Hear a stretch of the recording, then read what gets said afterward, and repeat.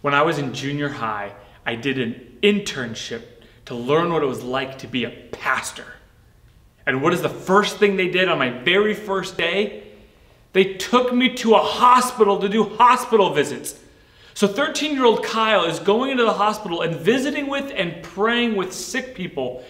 Good thing I didn't have to do it. I just got to watch the real pastors do it until we got to an old man who was actually a pastor himself who was in the hospital. And they said, Kyle, you take the lead on this one.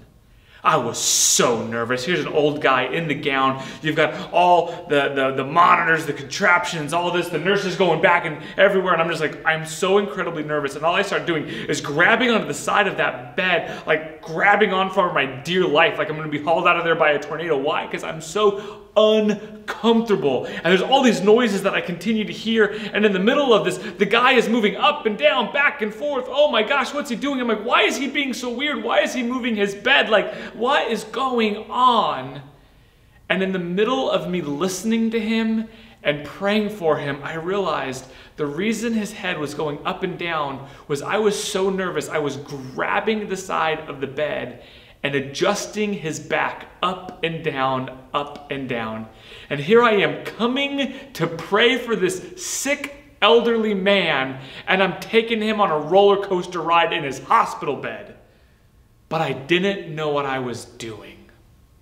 I had all the right intentions, but I didn't know what I was doing.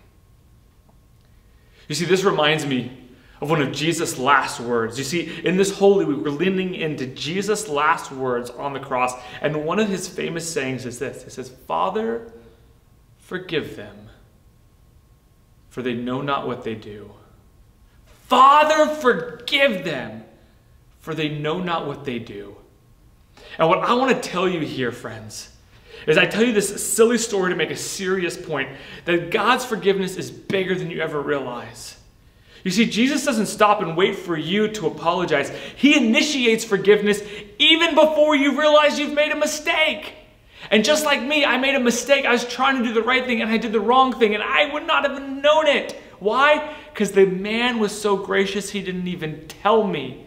I didn't realize it till I left the room that it was me moving his bed up and down. And I tell you this to say that God has already begun to forgive you before you made the mistake that you never realized that you made. Even when you thought you were doing the right thing and it was actually the wrong thing, God's forgiveness was already coming to you through Jesus on the cross. What I want to tell you today is this statement tells you that Jesus' forgiveness is bigger and more powerful than you realize. When he's going to the cross, he's going there so he can forgive you of the sins you know you've committed, the sins you don't know you've committed, and the ways you've hurt others and turned your back on God and trusted yourself more than you've trusted Jesus. And all of those sins are covered in the cross, and he has begun to forgive you before you even realized you made that mistake. Friends, the weight of this statement makes us realize the weight of our sins is bigger than we realize, which necessitates God's grace and love to also be bigger than you could ever realize.